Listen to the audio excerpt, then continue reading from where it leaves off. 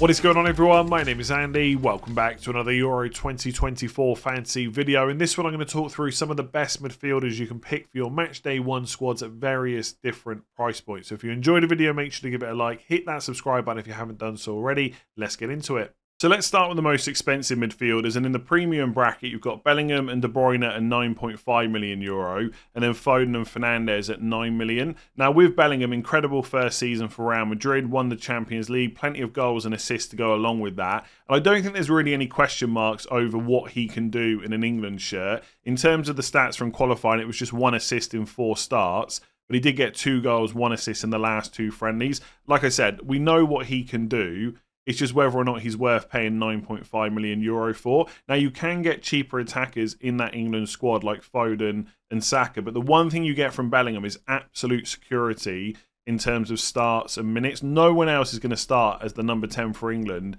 ahead of him. And I wouldn't even be surprised if he plays the 3rd group game, even if England don't need a result in that to go through to the next round. You definitely have that security over someone like Foden. Like, I'm 95% sure that Foden's going to start on the left for England in that front 3, but I wouldn't say it was 100% certainty, whereas with Bellingham, you do have that, but you also have that certainty with Saka, and he's $1 million less, and I'm just not sure it's worth paying the extra for. Maybe in the latter rounds where you've got more money to spend and obviously less teams to choose from, Bellingham will probably be a top option. And it's not like he's a bad option by any means. If you've got the extra money in the squad and you're happy with how the rest of it looks, then you could go for him. But I'm not sure right now it's worth paying the extra money for him. And it's a similar conversation with De Bruyne. The only question marks I have over him is being able to play games every 3 to 4 days. He did have that injury for Man City. They did manage him quite a lot. The good thing is, by the end of the season, he was starting most games, even if he wasn't getting to 90 minutes. And obviously, he's had a rest since the end of the season to get ready to play for Belgium. And I'm sure he's going to start every single game. I don't think there's really question marks over that. It's whether or not he can get through all those games. But in terms of the quality he has, we know there's going to be attack and returns. Belgium are absolute favourites for the group. Really good matches no matter what chip strategy you're on. Slovakia, Romania, and Ukraine in their group.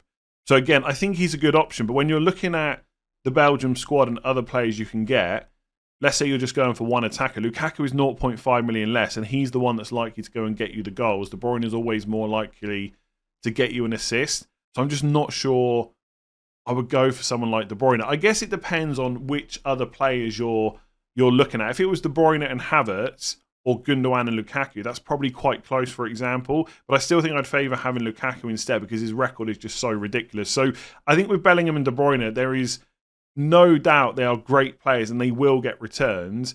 I just have question marks in the group stage of whether it's worth paying 9.5. With Foden, I've kind of already touched on him as an option. I just think he's kind of bang in the middle where I'd probably rather find another 0.5 to get Bellingham or just pay less for Saka. Like, Foden's incredible, right? He's had a great season for Man City. There's no reason why he couldn't outscore the other 2 options for England. And he probably will have the minutes, but I don't think it's a 100% guarantee. And in the group stages, there might be a little bit of rotation, right? England fans are going to go nuts anytime Foden doesn't play, but it could be in one of the matches that Gordon lines up on the left. It would not be a complete surprise. And of course, Foden can play 10, but he's not going to play ahead of Bellingham in that position. So I think Foden has got a great chance of starting at least the first 2 games, but I don't think it's a guarantee. And for that reason, I would probably just go for Saka for 0.5 less or find the money for Bellingham. And then with Bruno Fernandes, I think he's great. Scored, I think, at least 1 goal in yesterday's friendly, maybe even twice. 9 million euro just feels really good for him, especially when he's a really good last day captaincy in match day 1 against the Czech Republic, because the other match is Turkey versus Georgia. His record for Portugal is great. 0.8 goals or assists per 90 minutes over his career. Great minutes. Penalties if Ronaldo isn't on the pitch. And also, I think, maybe I'm a little bit biased because I'm a Man United fan, but I feel like Fernandes is somehow still a little bit underrated because he plays in a really bad Man United team, which at times do struggle. You just don't rate him as high. But when he's in that Portugal squad, it's a much better team. They're going to be much better organised. I think he's going to show exactly what he can do. And to be fair, throughout his career at both club and international level, he's always had the output in terms of goals and assists. I think he's a really great option. I actually think out of the 4 players in the premium bracket, he is the best one to go for in match day 1. Not strictly saying that he is definitely going to get more returns than the rest, but I think it's likely. And also in terms of captaincy, for England, you might prefer to go for someone like Kane. For De Bruyne, you might prefer to go for Lukaku. And look, you could go for Ronaldo over Fernandes, but I actually think that conversation's a little bit closer. And right now, personally, I'd be favouring Bruno. So I think he's great. I think all the options in the premium bracket are good. I don't know. Obviously, I've been putting drafts together. The other 3 haven't really come into my consideration. Fernandes, for me, is the one. But again, if you want to go for Bellingham, De Bruyne or Foden, absolutely go for it. They're by no means bad options. So next up, we've got the 7.5 million to 8.5 million euro bracket. I've already mentioned Bukayo Saka quite a lot, so I won't go into great detail, but I'll quickly reel off some numbers. So over his entire England career so far, he's sitting at 0.65 goals and assists per 90 minutes. Bearing in mind, he's still quite young, and his numbers are always improving. You look at the expected goals, expected assists for Arsenal, every single season they're getting better.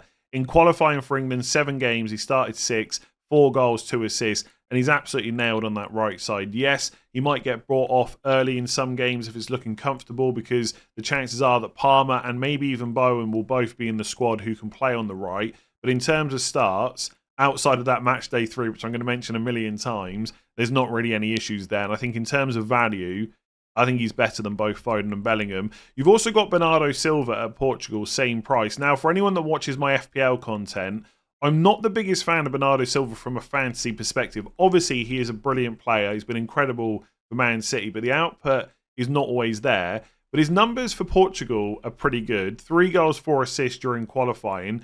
The problem for me is Bruno Fernandes only 0.5 million more. And in terms of minutes and starts, Bernardo Silva is not an issue, right? No one's worried about that. He's probably going to line up on the right for Portugal. But I just think you pay that extra 0.5 for Bruno Fernandes. His output is even better. And he's got penalties when Ronaldo's not on the pitch. And he's an absolute machine. I mean, to be fair, so is Bernardo Silva when it comes to minutes as well. I just think that's the problem, right? It's not enough of a drop from Fernandes to justify going for Bernardo. So he probably will do well.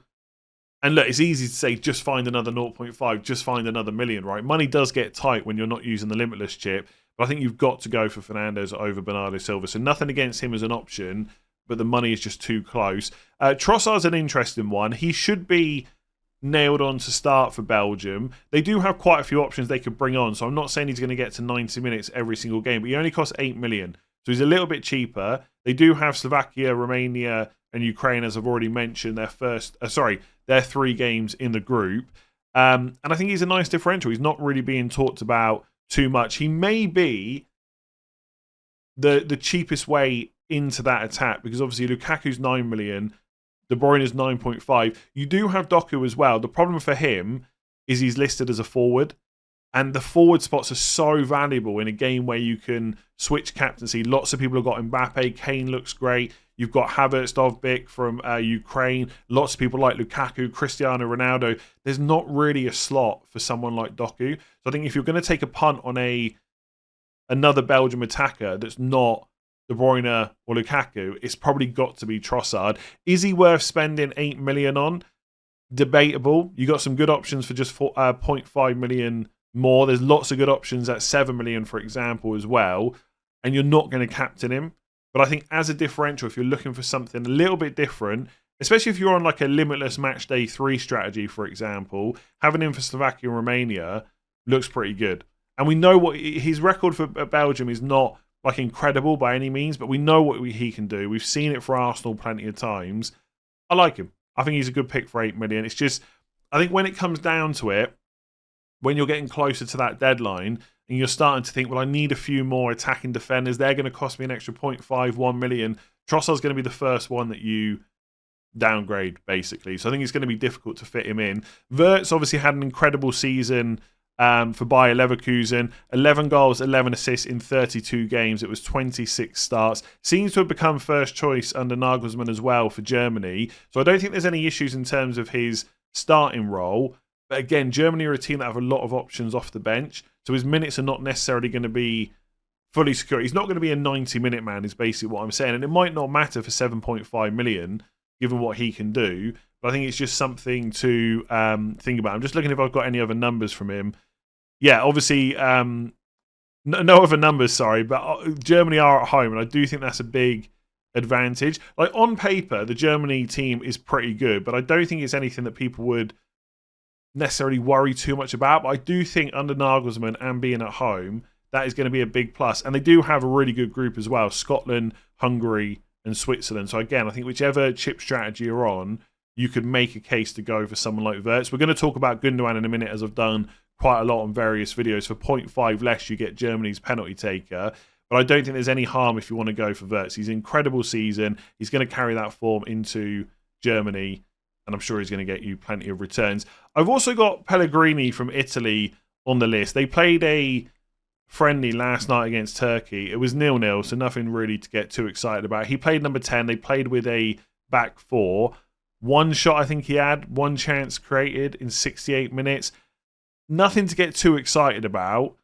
And every time I see someone discuss Italy, who's probably a bit more informed than I am, there still seems to be a little bit of doubt about exactly how they're going to set up, exactly which players are going to start. And I'm not saying there's necessarily problems with Pellegrini's starts, but I think the only reason you're really going for him in match day 1 is because he plays Albania. Because after that, it's Spain and Croatia. They're going to be a bit more difficult.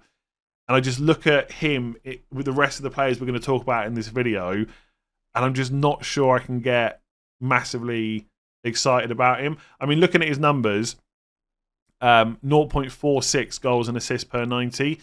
It's not terrible.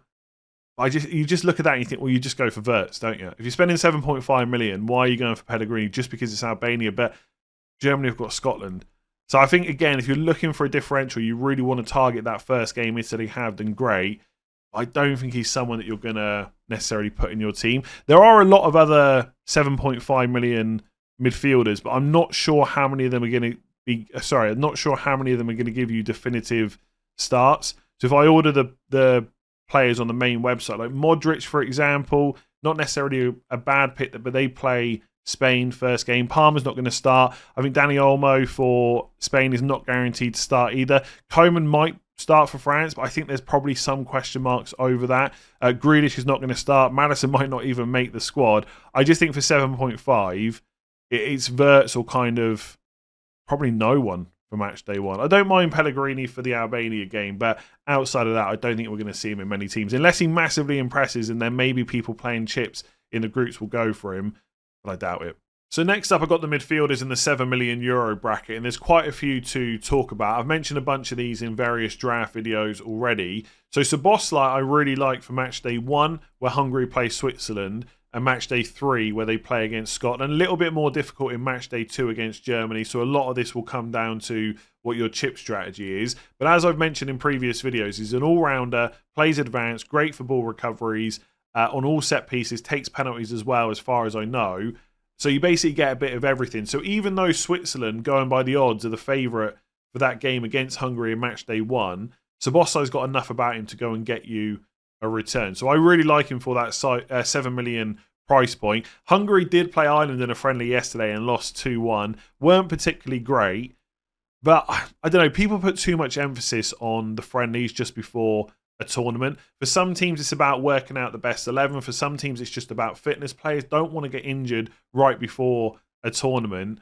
I just wouldn't put too much stock into it. Would you have liked to see them, if you wanted to back Hungary, win 3-4-0? Of course you would, but it doesn't always happen in a friendly. So I still think he's good value for that price, but a lot of it will come down to your chip strategy. Gundogan, I've mentioned a bunch of times in different videos. I think he's great value, playing number 10 on penalties for Germany. A lot of people have raised concerns about his performances and whether or not he's nailed on. I'm pretty sure Nagelsmann is going to line up with him in match day 1. I don't really see a big issue there, and I think he is good value. I'm not saying he's going to play 90 minutes, but I think he will start. The good thing is, the Germany versus Scotland game is the first game of the tournament for match day 1, so you'll know the lineup anyway before the deadline. So if you're someone that is going to be like me and be around at the deadline to check these things, you'll know whether he's starting. So next up is Kvaratskhelia from Georgia, a player highly rated by many, especially those that regularly watch Serie A. For Napoli, he's had double figures for goals over the last 2 seasons, and his record for Georgia is also really good. It sits at 0.82 goals and assists per 90 minutes. So there is definitely potential there for points. I think with him, it really feels like you're betting on the player versus the team, because Georgia have Turkey, Czech Republic, and Portugal as their 3 group games. And if you go by the odds, Georgia will be favourites to lose every single one of those games. But it might not matter, right? Because one, that's not necessarily going to be what happens. This is football. They could win some of those games. But also, even if you lose 2-1 or 3-2 or something like that, you've still scored a goal or 2. And so you've got potential for a goal or an assist from someone like Kvaratskhelia. So I actually quite like him as an option. I do wonder if part of the reason I'm coming around to him is because I can almost say his name sort of correctly now. But I think as a punt for Turkey and Czech Republic match day 1 and 2, he's really not the worst option. His record is pretty good. And look, I'm not saying he's at the level of someone like Gareth Bale, but this is the best example I could think of while I'm doing this on the fly. Wales were never probably strong favourites for a lot of the games they would have played in tournaments, but someone like Bale can pull you through that. And look, I'm not going to pretend I watch lots of Serie A, but this is a player that's always talked about, and I wonder if he could do something similar. I was looking at the recent games that he's played for Georgia, and in the last 3 European qualifiers, Cyprus, Scotland and Spain, he scored 5 goals and got 1 assist, 2 goals against Scotland, 1 against Spain. He's also moved to centre forward according to Transfermarkt, whereas before he was kind of playing left wing, second striker, maybe number 10. So he's even playing in an even more advanced role. So I don't know, I just see this. Look, with the €7 million bracket, I think Szoboszlai, as I said, good all-rounder. Gundogan, if he keeps playing number 10 on penalties, is great. But I wouldn't say there's a standout pick. And if you've gone for the rest of your squad and you're happy with it, and you've got €7 million to spend on a midfielder, why not take a punt on someone you like? So if Kvaratskhelia is that player, go for him. Next up, Nico Williams from Spain. Now, I'm not 100% sure he is definitely going to be nailed, but I do think he's going to start left wing for Spain. They do have a few options, so it's not guaranteed. And he hasn't played a huge amount of games for his country. So we don't quite know what he's about on an international level. But he did score 5 goals and got 11 assists for Athletic Bilbao this season. So there's definitely quality there. But, again, this is probably going to come down to chip strategy. Like, Spain will be favourites for all of their games, Croatia, Italy and Albania. But Italy is going to be quite tough, you would think. And even Croatia are going to put up a good fight, right? Croatia could get something from that game. So I think if there are doubts over his starting position, and maybe I've got that wrong, leave that in the comments below if you think I have. Plus Croatia and Italy on paper, not necessarily ideal. I think I'd maybe avoid him. But again, if you want to take a punt, no issues there. So with someone like Mudryk for Ukraine, I would say he's been okay for Chelsea, but not great. But I think he's a different player at international level. And you get that sometimes, right? Players that are just better for their country, they're more relied upon. And Mudryk is that player. He doesn't have, I don't know, his returns are not amazing on paper. 0.28 goals and assists per 90, but not a huge amount of games either. So we probably should expect him to improve. And I do quite like the first 2 games for Ukraine, Romania and Slovakia. But I will say for 0.5 million extra, you can get Dovbyk, who should play number 9. I'm pretty sure he's nailed. Some people said Yaramchuk might play instead, but I think Dovbyk will. And he's on penalties too. So I just think with, I don't know, Gundogan, Kvaratskhelia, Szoboszlai, you've arguably got the best, maybe not with Gundogan, right? But Szoboszlai and Kvaratskhelia, you've probably got the best option from their teams. With Mudryk, I'm not sure you do. So I would probably avoid him. But again, I don't mind him as a punt for the first 2 match days, if that's the way you want to play it. And then Xavi Simons from Netherlands, 7 million. Now, I put him in my recent draft. That spot will probably change quite a lot for me. Lots of pushback on him in the comments. They don't think he's a great option, not necessarily nailed on. A lot of it will probably depend on whether the Netherlands play a back 3 or a back 4. I think they're probably going to play a back 4, but I don't know that for sure. And if they do play 4-3-3, I'm pretty sure he's going to play off the right. Now, does that mean he's guaranteed to start every game and play 90 minutes? Absolutely not. But I'm a little bit more confident, maybe than I should be, right? I'm not a Netherlands fan, of him starting. And yes, he hasn't done much for the Netherlands so far, but he also hasn't played a huge amount of games, right? And sometimes it takes a tournament to kind of turn your fortune, and maybe that's it for him. it's a different story for RB Leipzig. He's on 8 goals, 11 assists this season. He's still very young. He hasn't played a huge amount of games at international level. There's quality there. Can he convert that into international performances? I get the doubts from lots of people in the comment section, but I think you're being a little bit harsh. I would put him ahead of probably Mudryk and Nico Williams on this list, so maybe put him 4th out of the 6 players that I've talked about. They do have France in Matchday 2, so that's not necessarily ideal. But having him for Poland, Matchday 1, Austria, Matchday 3, I don't know, it's not that bad. Would he be my first pick on this list? Maybe not. I'm still going back and forth on that. But I think people in the comments are being a little bit harsh about what he might do. And to go back to my point earlier, this does feel like a price bracket where you could almost take a bit of a punt if you wanted to. And if you're not keen on him or Netherlands, absolutely just go somewhere else. There's loads of other options. But I don't think he's as bad as a lot of people pointed out. And then the final bracket is simply players that cost less than €7 million. The first player is Rodri, €6.5 million for Spain. Not that exciting when it comes to attack and returns, but good for ball recoveries, on penalties as well. He can get attack and returns. We've seen that for Man City. Maybe not the primary reason he's in a team, but as an all-rounder for 6.5, I think he's great. And I think you could make a case that he's just as good as a lot of the €7 million midfielders. Like, if you're looking at €7 million price point and you're not sure about starts, minutes and stuff like that, spend 0.5 million less, put that money elsewhere, and just go for someone solid like Rodri. Not exciting, but he will do a job for you. McTominay, absolutely ridiculous qualifying campaign for him. 7 goals, 1 assist in 8 games. Do I think he can carry that forward into the Euros? I'd be a lot less sure about that. Germany Matchday 1's not great. Then obviously Switzerland Matchday 2, Hungary Matchday 3. I don't mind him as an option. And I think he does have an eye for goal. If he can get into attacking positions, he will score.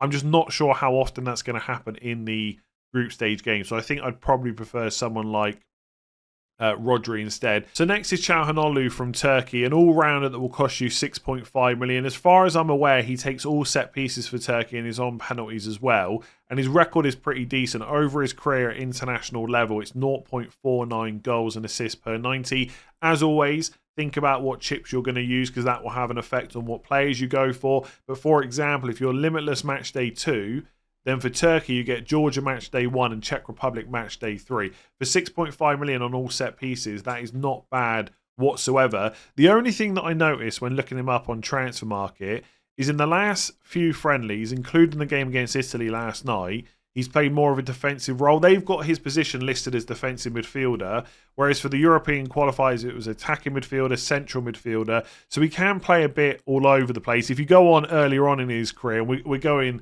quite far back at this point. He's even played left wing as well. So either way, he is going to be in that Turkey team, and he has got a lot to offer. But I guess you don't want him playing too defensive. He'll probably still get forward and still have potential for returns, especially from all the set pieces. And look, you can't really complain at 6.5. I like him. I just wouldn't want to have to play him in Matchday 2 against Portugal. Shaqiri, incredible record for Switzerland. Always seems to come alive in tournaments as well. Overall, over a long career, 0.61 goals and assists per 90. Should be on penalties and should be nailed as well. He's getting a little bit older. Not saying he's past it, but playing in MLS. Again, I don't watch the MLS very regularly at all. But reports saying that he hasn't really had a fantastic season. Maybe that will put a bit of a dampener on his performances for Switzerland potentially. But I don't mind the fixtures. Hungary and Scotland Matchday 1 and 2. And again, if you're at this price point, 6.5, there's only so much you should expect anyway. You could possibly say that Rodri might be the best option on penalties, and given how strong Spain will be. But I don't know, I just don't mind. I'm going to say this about a lot of players. I just don't mind Shaqiri as a bit of a punt. But I wouldn't buy him thinking it's going to be the same player as it was at the last Euros, for example. Then you've got Arda Güler at Turkey as well, €6 million. He seems to be... Obviously plays for Real Madrid, hasn't played a huge amount of games this year, but he has got 6 goals in 10 matches. So there is definitely a player there. There's a reason that they bought him. He feels like, I don't know, the almost fun pick that people are talking about at that price point. He's 0.5 million less than the other players I've talked about so far. Should play more advanced than Çalhanoğlu as well, which is obviously beneficial. And he's less money. But he doesn't have all the set pieces and the penalties. So I've got to be honest, I'm a little bit unsure about if you want to go for one of those two Turkey players, especially for Georgia in match day 1. I'm not sure who's the best option. It feels like Goulet is probably a little bit more likely to get you an attack and return from open play, and Çalhanoğlu probably more so from a set piece or something like that. I don't know. Is that 0.5 million worth paying more? Sorry, is it worth paying 0.5 million more, if I can get my words correct? I think it probably is. But Goulet for 6 million, I don't know. He does look like a fun differential. I don't see any harm in that whatsoever. Again, wouldn't want to play him against Portugal, but not terrible at all. I'll just see if I had any other... Yeah, no other numbers noted down for him. And then Jorginho, last player on this list at 5 million. Started in the friendly last night for Italy against Turkey. I'm pretty sure he's going to start going into the tournament. And look, he does play Spain in match day 2, but for 5 million, he's really in as an enabler. Nothing more than that. So even if I had to play him against Spain, it really wouldn't bother me because obviously you've got substitutions and stuff like that anyway. And he's got a chance for ball recoveries. I don't think he's... It's not that he's off penalties for sure, but because he's missed so many, I don't know if he would take the next one for Italy. But they don't really have anyone in that team that is definitely on penalties. So Jorginho could still get them, and that would be a massive bonus. But I still think for 5 million, as long as he gets the minutes, that's going to be enough. So I think with Albania match day 1, he'll be in a lot of people's teams just to be able to get all the other players that you want. So I don't mind him whatsoever. There's also someone I've not got on this list, which is Sivert Gjertsås. I've definitely butchered that. From Georgia, 4.5 million. Again, if you want to go even cheaper, but I think if Jorginho is going to play, he's the one to go for probably for 0.5 million extra, especially with Albania on the first game of match day 1. So that's some of the best midfielders that I know people are looking at that I would look at as well. If you've got any other names that you think I should have mentioned, leave them in the comments below. I am taking notes of all the players where people say, this player's not being talked about enough. Why aren't you mentioning this player? And I'll try and cover them in other videos coming down the line. But I want to talk mostly about the players that I think are decent or that are getting a lot of hype from kind of other people. So if you've enjoyed that one, make sure to give it a like. Hit that subscribe button if you haven't done so already. Rate 5 stars if you're listening on podcasts. Hopefully my pronunciation of names is getting slightly better. By the end of the tournament, I'll have absolutely nailed it. And then it won't matter because I'll be back to Premier League content. But either way, I'm rambling. Thanks for watching. We'll do this for forwards and defenders as well. I'll catch you soon for them.